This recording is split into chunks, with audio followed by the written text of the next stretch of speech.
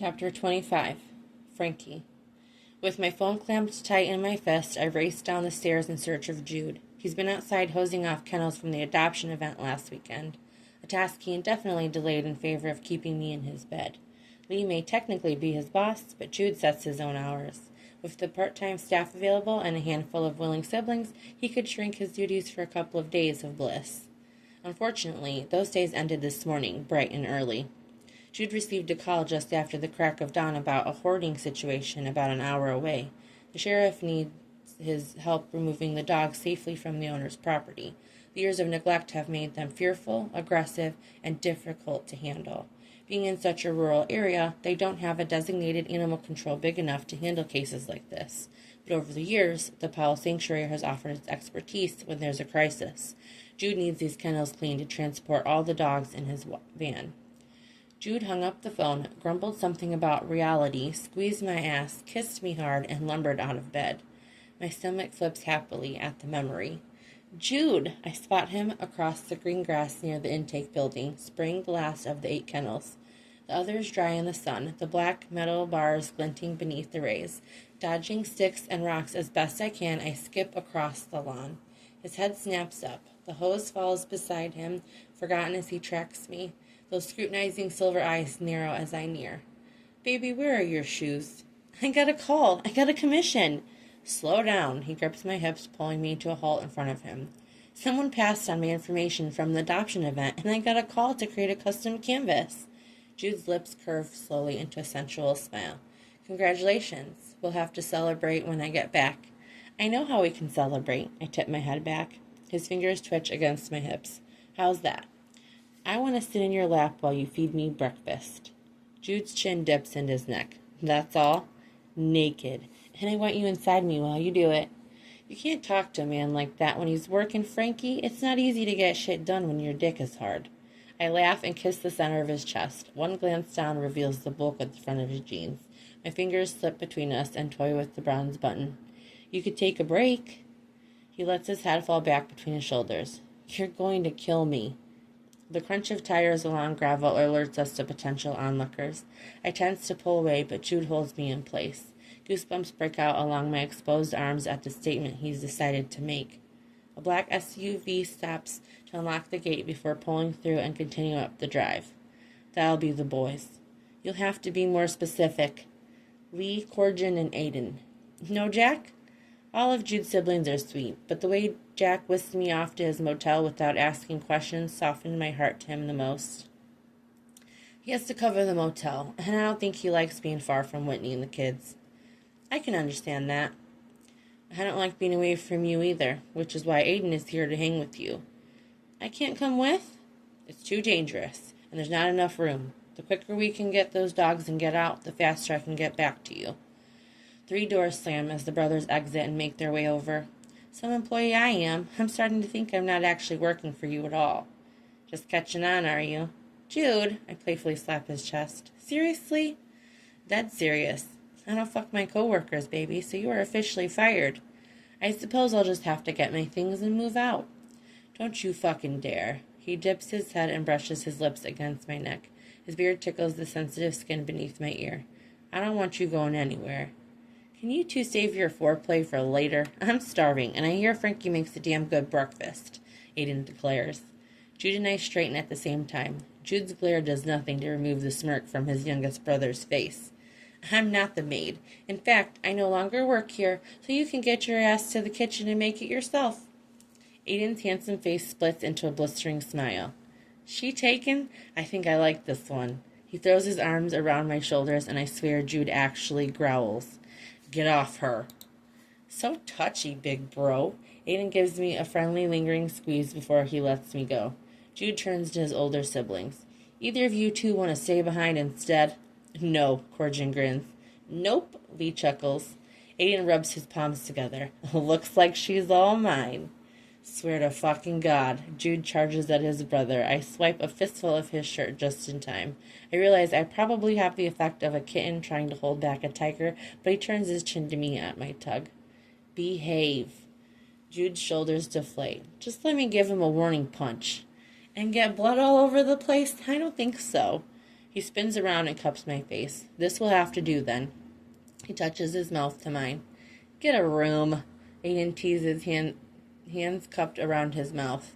Later, I whisper against Jude's lips. Definitely later. With one final lip touch, he straightens. Don't let him be a pain in your ass. I won't. I stand and wait while the boys load up the kennels into Jude's van. Jude kisses me once more, then swings around and jabs his index finger at Aiden. I'm trusting you. Yeah, you guys get so sensitive when you fall in love. Jude's expression freezes into one of shock. Oh God, did he not? Isn't he? Shit. After several seconds of pauses, he shakes himself out of it and walks towards his van. I'll see you later, I tentatively call. Later, he grunts and takes off. Lee and Corjan follow. Once their taillights disappear down the driveway, I smack Aiden hard across the chest. Ow! He cries and cups his hands protectively over his nipples, moving back a step. What was that for? Why did you have to say that? I hit him again. Ow, shit, Frankie, he half laughs, half whines. Stop, I'm sorry. Jesus, they shouldn't have left me alone here with you, you witch. I screech in frustration. Why do you have to poke at him like that? If he comes back and breaks things off because you scared him... Aiden stops dodging and his face falls. You think he'd do that? I was just joking. I don't think Jude has ever taken something like love as a joke, Aiden. I know that, and I haven't known him for that long. Fuck, I'm sorry, okay? I was just messing around. I know, I sigh. I hope he realizes that, too. Aiden studies me. Out beneath the open blue sky, I can't hide. You love him. I don't know why you think I'd tell you that. Not when I haven't even had the chance to tell Jude. You don't have to. I know a love-struck girl when I see one. Ugh, don't you have something else to do? I don't need a babysitter. I'm supposed to stick by your side. Jude said you like to walk the dog, so whatever you decide to do, I'm your shadow. Yeah, well, he fired me this morning. Bullshit. I bite back a smile. I know, he did fire me, but I'm still going to walk the dogs. Which one should we start with first? How about Toyota? Even though Jude usually walks his dogs as a pack, we decide to take them out in pairs. There isn't much else to do, and since Aiden's tasked with staying by me until Jude returns, this will help pass the time. Who's this one? He asks as he ushers a small fawn shepherd out the door. That's Lufa. Why is she called Lufa? He tips his cap lower over his eyes. Because she always smells like she needs a bath. We walk in silence until the trail leaves the meadow and splits through the trees. I don't get up here as much as I used to. I miss it. He fidgets with the brim of his hat again. What is it you do for work? I'm kind of out of a job at the moment. Aiden gazes off into the trees. I used to do construction, but I have an old shoulder injury that was acting up. I'm sure you'll find something. Don't feel too bad. I don't have a job either. I saw your drawings. You're really good. You have that to fall back on if you can find the right audience. You have something to fall back on too, you know. I'm sure Jude could find work for you to do around here. Yeah, he says, looking off into the distance again. Over the next 2 hours, we make our way through the entire rowdy bunch. By the time we're on the last two, most of the others have settled for an afternoon nap. I stretch and yawn. I think that's next on my agenda. You can go ahead now if you want. I can finish up. That's okay. It keeps my mind busy. You miss him, huh? I shrug noncommittedly. We set out again on our final loop. I think about sending Jude a message, but I don't want to interrupt. And with how we left things, the time apart will probably do him some good to process his thoughts. I don't want to rush into anything he isn't ready to, and I'm content with waiting. I just wish I could tell him not to overthink what Aiden said. We were near the pond when Aiden cast his gaze in the distance. Did you hear that? I strained to listen for something other than the rustle of dead leaves on the ground and the birds chirping. I don't think I hear anything. The snap of a twig underlines my statement. Who's there? Aiden calls. Yash and Remy stand still, their ears tall and fur raised on their backs. Dylan steps out from behind a thick oak, swinging his arm in our direction. I don't immediately understand what's in his hand until the sun glints off the slate barrel. The hairs on my neck rise and goosebumps break out over my flesh. Don't fucking move. Whoa. Aiden slowly eases in front of me, hands raised placatingly at Dylan. Remy crawls behind his legs and growls. Hey man, put the gun down. My eyes widen, shifting between the gun and Aiden. Shock renders me speechless. I cover my mouth with my hands, still clutching the leash. Step away from her, Dylan orders. Like hell I will. Dylan rolls his head back and scoffs. Where did you find these fuckers, Frankie? Not one of them seems to have a fucking brain. Please put the gun away. I find my voice then and step away from Aiden. He doesn't deserve to get caught up in my mess. It would kill Jude if something happened to his brother. You did this, Frankie, not me. Dylan waves the gun, first shoving it in my direction before pointing it at himself. I flinch as he stabs the barrel into his chest, bracing for an accidental shot. Ash crouches and growls at my feet. We're all out here in the middle of fucking nowhere because of you. While he tips his head to rant and rave at the sky, I study him.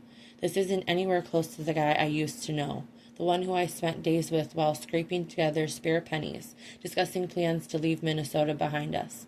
The one who dropped down on one knee and proposed while a grin split his face because he finally found us an opportunity to sustain ourselves.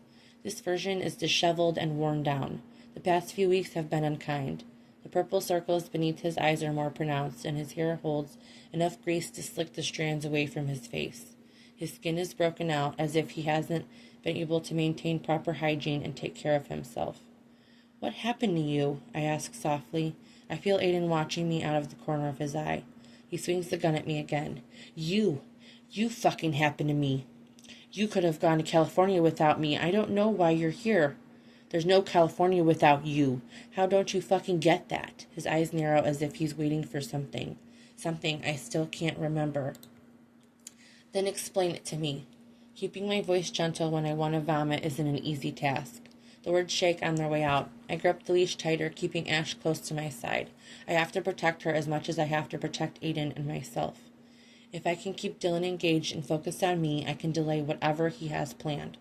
The thought that immediately follows sends a sinking feeling to my stomach. Aiden and I are on our own in this. Jude and his brothers will be gone for hours. Nobody is expected to check in on us. Unless one of us can get away, we're stuck at the end of Dylan's gun. But he isn't a killer. He wouldn't do something like that. I fight against closing my eyes and breathe through my nose. I hope. You had to use that brain of yours and figure it out? I'll give you something, Frankie. You're smart and pretty. It's no wonder it didn't take you long to find someone ready and willing to fuck you. Hey, Aiden shouts on my behalf. Ash releases a startled, sharp bark. Dylan raises a maniacal eyebrow, the gun resting loose in his hand. Didn't get a turn yet? She was a virgin when she got here. Did you know that? Doubt she is any longer. Maybe if you stick around long enough, you can have a go at her, too. You're sick. Saliva sticks in my throat. Consider it a parting gift for your new beau. This guy can tell him you cheated and left. He might as well enjoy a piece before the other guy beats his face in. Looks like he has a temper on him. No, Dylan, that's you. As resignation replaces the fear, my fire reignites. The reflective coating on the leash bites into my skin. He smirks, scratching his chin with the gun. Maybe it is. I have become a little more unstable since you fucked up my entire life. I run my tongue over my dry lips. How did I do that? Everything was going fine. We were getting out of here. I just had to get you out of the state, and you'd stop fighting me about going back home. I don't know about this, Dylan, he mocks in a high-pitched voice. Of course I didn't know what you had put together before me. And when I showed up alone in California, they took everything. Who took everything? The agency, he screams. Ash snarls and gnashes her teeth, lunging at Dylan. For a split second, I consider letting her attack him. Get that fucking thing under control before I put a bullet in his head. I jerk the leash, removing all slack as I swallow down the urge to vomit. Why did the agency take everything? I ask, steering us back to the conversation and away from the dog. Aiden shifts a step closer again and discreetly pulls the leash from my hand. When I make eye contact, he mouths the word, run. I shake my head. There are too many possibilities for how Dylan would react. Thankfully, Dylan doesn't seem to notice the interaction. He paces in front of us, leaves and sticks snap beneath his feet. I remember Dylan working with a temp agency. He was slim on the details and only said they promised low-income housing and a stipend to get us started. Because you weren't with me. It was you they really wanted after all. I promised them a virgin artist, so you can imagine how unimpressed they were when all they got was me. He thrusts his hands out to his sides before letting them fall limp. The gun dangles in a weak grasp. Even though I still can't remember what happened to us in the car, pieces are starting to come together. A temp agency seeking a virgin is at the very least a scam and, at worst, a front for trafficking. The bigger reason I threw myself from his car snaps into place. All the wrong turns and broken promises Dylan made, it wasn't ever real. Not only did he lie, but he put me in immediate danger for his own personal gain. He dug himself a hole and just keeps digging himself deeper. Dylan, what did you do? My voice is barely a whisper as my heart pounds in my throat.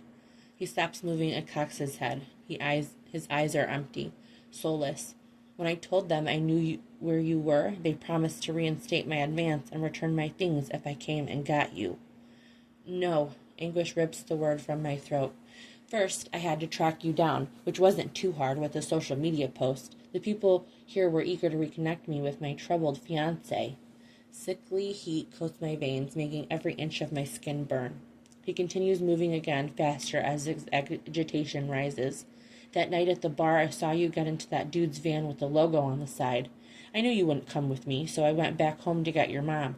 Promised her a 10% cut of the advance. You should have seen how fast she agreed. That woman would have sold you for her next fix if she thought she could get away with it. It's impressive you made it to adulthood without becoming a street corner whore turning tricks for your parents' addiction. I tremble so hard my teeth chatter. Jude's face swirls in my mind. The thought of never seeing one of the smiles he's reserved for me again sends a wave of tears to my lash line. When that didn't work, I dropped your mom off at the bus stop and stole the $100 you gave her. I've been living in my car, biding my time, but I'm done. My money's gone. Your time's up, Frankie. I'm here to take what's rightfully mine. Something brushes against the back of my hand. Aiden pinches the hem of my shirt and shoves the leash back in my hand. Because the longer we stand here, the more clear our predicament becomes. Dylan has no intention of letting us go. He's determined to force me to go with him, and it's apparent Aiden isn't willing to stand by and let that happen. The problem is, Dylan has a weapon, and we don't. And the only way Aiden will stop him is by sacrificing himself to give me time to run. That outcome is unacceptable. Aiden, me, the dogs.